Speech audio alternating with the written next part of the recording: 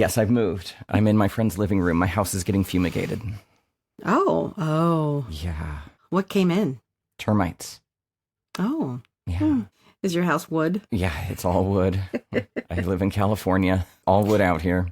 That's why it's a little echoey. I'm in this lovely living room. Mm-hmm. This is Lawrence Lewis.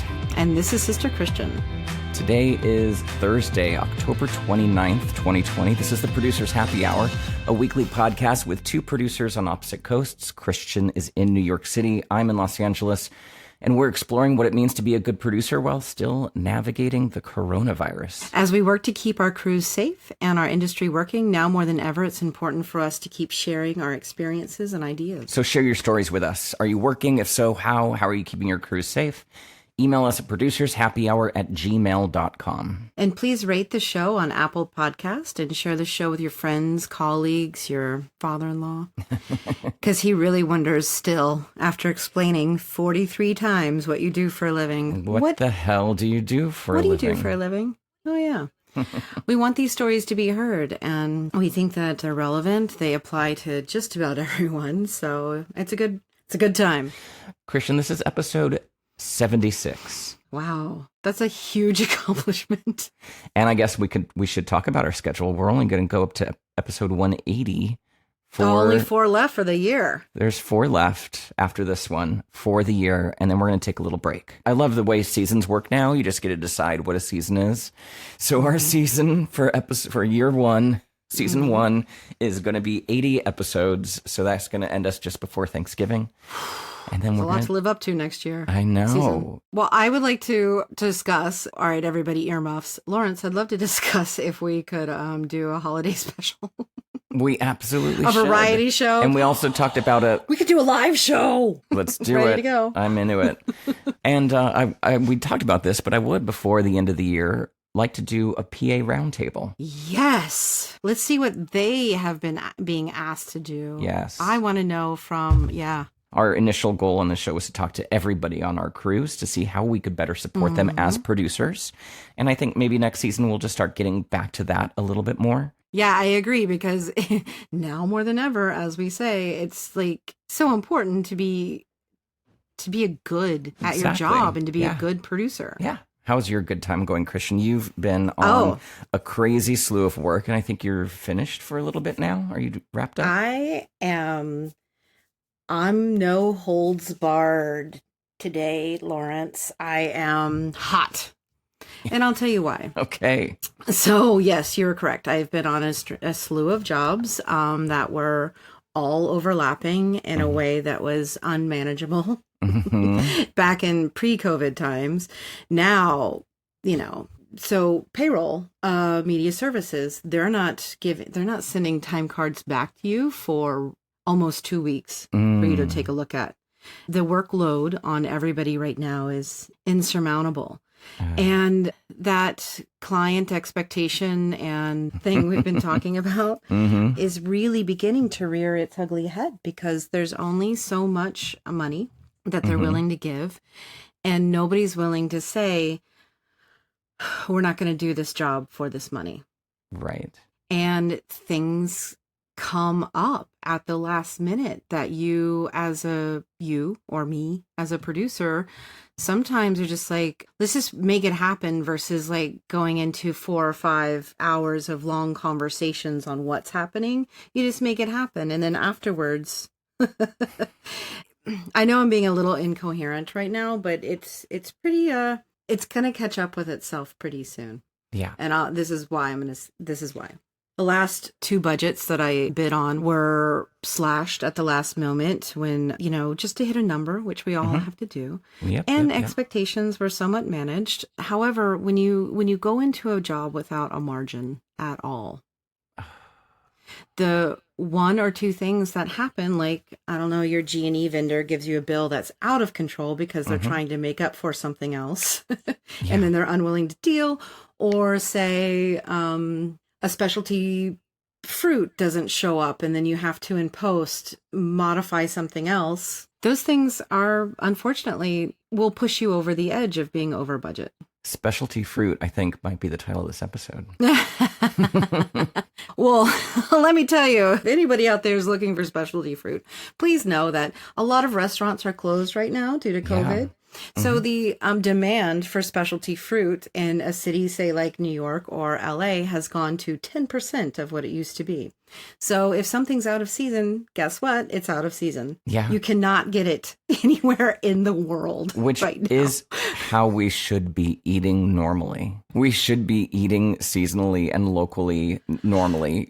It's very odd to me that we can walk into a grocery store any time of the year and have grapes. Or pineapples. Or pineapples. Yeah. Right? And yes. I'm glad that some things are just not available. Not available. Try telling that to your client. Yeah, I know. What do you mean? We're in New York City. We're in the center of the universe. Right. You can't get me. And luckily, my client was one of the most understanding and amazing counterparts that I've ever had, especially coming off of a few jobs ago, having the worst. Oh, ooh. Again, no holds barred Christian here. Yeah. I need this break. And I've never said that in my entire life. I mean, I've always been able to handle everything. And with the election coming, with the possibility of work slowing down because we've hit the highest numbers that we've had since this all began in March, like, I don't know what's happening. And so I should be doing a cash grab right now. And I physically and mentally cannot. I know. And more so than those, emotionally, I cannot give 100% of myself right now. You know, I was texting with a friend of the podcast, Lisa Feldman. She was a guest agency producer. We were just checking in on each other. And I told her that I still remember from her episode, it's even in our sizzle reel, that she empowered us to be able to say no. We can say no now as producers because there are now just simply things we can't do. And that goes all the way from just executing, finding specialty fruit, or a lot of producers are parents and sometimes they just can't take on the job or can't do that call on a Saturday or do whatever it is we normally would say yes to. And now, because the world is a little upside down, we're a little empowered to be able to be a little more honest and say, no, this can't happen. Either it's a safety concern, there just isn't time enough to do it because everything's moving slower, or you just don't have the money and the budget to do it safely or correctly. And so I felt empowered to say no much more. It's so hard. It doesn't roll off the tongue. However, how will somebody know that they can't have it unless you tell them that they cannot? Yeah. I mean, and that's what I've somewhat been practicing for a very long time now is adult behavior. The person who's doing the behavior may not understand, this is a stretch, but may not know that it's wrong or it bothers you until you tell them. And if you choose a time. So, I was choosing my no's well crafted, but it is in being very much the type of producer who can pull anything out of thin air, can make anything happen, can figure out the answer to or the solution to any problem. It's right now, it's starting to put an emotional toll on me for sure. You need to, and we've had a whole episode about mental health and self-care. Mentals. And you need to, I'm trying to say what anyone needs to do. It would be smart if you took some time for yourself and took care of yourself. So you're agreeing with me? I'm agreeing with you. Thank you. Yes. So I can't, it's been suggested to me by a few folks that I needed to take a break and I punched them right in the dick. So thank you for agreeing with me that I need it. Good for you. Yeah. There's one news story that I found today that I wanted to talk about, Christian. It was in Deadline.com, and it was about, well, I'll give you the headline. The studios and broadcasters back broad coalition for pandemic insurance. And there's a congressional hearing set for November 19th. It said the MPAA and the Independent Film and Television Alliance, along with Fox Corp, Sony Pictures, Viacom, the NAB, and the NCTA have boarded a broad new coalition to tackle public-private business continuity insurance. So there was something. This coalition is called the BCC, Business Continuity Coalition, and it represents 24 industries from restaurants to hospitality, gaming and retail to real estate, with over 50 million workers. And it's replacing the PRIA, the Pandemic Risk Insurance Act, that a lot of insurers didn't support because you need to have the insurance companies involved. So the BCC was formally unveiled this week, but it hasn't announced any policy specifics, but it's going up for a hearing on the 19th. And the whole concept is establishing some sort of pandemic insurance to support continuity of business. So that way, if there ever is a governmental shutdown of an industry, they will pay out and they are backstopped by the government. Oh. So that way the insurers don't have this massive risk of going out of business. Right. If there is a shutdown, the government has some sort of promissory note to backstop them and help pay out the claims. Yeah, it's an insurance policy, so people pay into this. Mm-hmm. Yeah, exactly. And I think that would be very wise for, say, airline industry, hotel industry. Exactly. Just the people who always seem to need those bailouts the most. Yeah, so the studios are signing on to this coalition, BCC, to be able to pay out on shutdowns like COVID or something similar. So it's interesting. November 19th, we'll see what happens, assuming there's still a state government to hold the hearing. So I know that we don't have a guest this week, so I know we have time for this BS, but I'm just going to go on to further rant. Yeah, please. This is the ranting show. So I don't know what's going to happen at this election, right? And I'm definitely I know it may not seem like it, but I'm an eternal optimist, and I need to feel hope. And I every day wake up genuinely happy that I am alive. Mm-hmm. And I also am overwhelmed that I get to do this for a living. Yeah. And the reason why I get to do it is because I work really fucking hard at it. Mm-hmm. Mm-hmm. So that has bled into what's happening nationally. We're having an election next week, and it's bled into a little hope. I was burned pretty hard 4 years ago. And we've lived through 4 years of just, don't get me started, And so I'm hopeful for next week that some things will change. But if it does, the Senate has gone. There's not going to be a stimulus at all. Nope. And so what's going to happen for the next 2 months if, say Biden does get voted in and he takes over in January? As hopeful as I am that is what happens, I'm concerned about the next 2 months and what it means for our business and our industry and our health. Yeah. And our livelihood. The moratorium on evictions was up October 17th. Yeah. What's happening there? I'm a little frozen. I would love to borrow some of your hope, but I feel I'm kind of just frozen in time. I just like the realization today that the election day is only 5 days away now. Yes. Hit me. And I have no idea. My mom watches the stock market very closely. And so Monday, Tuesday, Wednesday, just massive bleed off. So that's scary. Well, that's because of no stimulus. Yeah, exactly. How are people so how are we going to get this economy back to where it needs to be if you don't insert money into it? And the fastest and quickest and most tried and true way of getting it into the economy is putting it in the hands of the people who need to spend it. Exactly. It's just dumb to not think that. This all does relate to our industry, by the way. Politically aside, yes, because I'm feeling like you are. Yeah. And I was like, I know that I cannot work next week. Yeah, I know. It won't even keep my mind off of it. I'm jealous. So, I am working next week, but it will keep your mind off of it. It will keep my mind off of it, hopefully, as long as I don't have to leave the city. I mean, grab whatever jobs you can. Yeah. Because from the people I've been talking to, and I think you've been seeing it, it's slowing down. If the agents are worried that it's slowing down. Well, I mean, gatherings. Yeah. And the pressure to come. This could be our last Thanksgiving. I heard that out of the mother-in-law's mouth. And I was just like, what are you talking about? We can't get together. Oh, jeez. I know. He was like, what? Ouch. I mean, I hear everybody. I mean, I think we're just getting ready to hunker down for 2 months. And I think it's going to be a hard 2 months, Lawrence. I think so. Yeah. To your point. we should be on a cash grab and take whatever jobs you can get.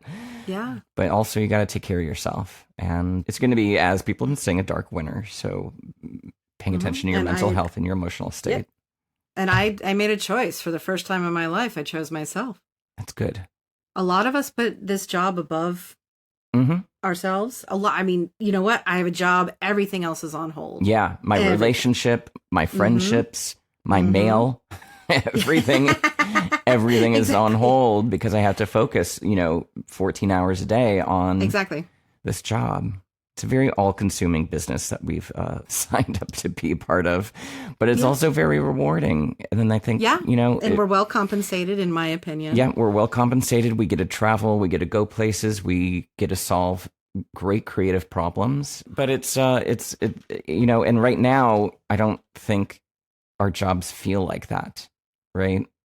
I'm all about adapting to the new way of working because I think it's challenge. And you and I both have talked about this, and we've rediscussed, like when we went from film to not film, there have been changes in our industry. The traditional way of doing a job 20 years ago is completely different now. There's still the structure of each crew head of department. But after that, things can be done faster. Things can be done multiple different ways with different camera, like all kinds of stuff. And so we've adapted to that. So adapting to this new way of working is happening, but the speed in which we're supposed to do it was overnight. Yeah. Oh, yeah. And that is catching up right now. And a lot of vendors have not made nearly what they should have for the year and are trying to make up for it. There's a lot of people hurting right now. Yeah. Even if you were lucky enough to have your job back, you're finding that it's harder than it was. There's a risk every day that you take that you're going to bring a deadly virus home to your family. Yeah. Because of somebody else's negligence. Yes. Yeah. And because you can only control yourself. Exactly. And so it's a long way of saying I need a break. Yeah. Basically, guys, this is the We Need a Break show. Okay, everyone, we made a page on our website with anti-racism resources for you to educate yourself on issues of racism that have long plagued our society and our industry, as well as a link to actionable things that you can do to support the Black Lives Matter movement. And when I'm working as I have allowed my self-education to lapse a little bit. Me too. I'm going to be fully truthful right now and know that it is important. So I'm going to make a point to start back up again next week. Yeah, I would like to know more BIPOC crew members, especially department heads. I would like to know more production managers, production designers, the people that sometimes we have an influence on. When a director needs to be introduced to somebody new, we have some influence on who gets put in front of them. So I would like to provide more opportunities to people that are often overlooked. So that's the Do the Work page on producershappyhour.com. The other page to take a look is Take Action. On there is a lot of resources right now for voting. We got the vote.org, betterknowaballot.com. Power to the polls. It's not too late to still volunteer to be a poll worker on the biggest day of this election cycle, which is next Tuesday, November 3rd. Power to the polls. No, Just in case you guys didn't know. Just in case you guys didn't know, powerthepolls.org is where you can go to sign up and volunteer. And, convince your friends and family and everybody in your circle to get out and vote, because that's what needs to happen. Your voice is important now more than ever.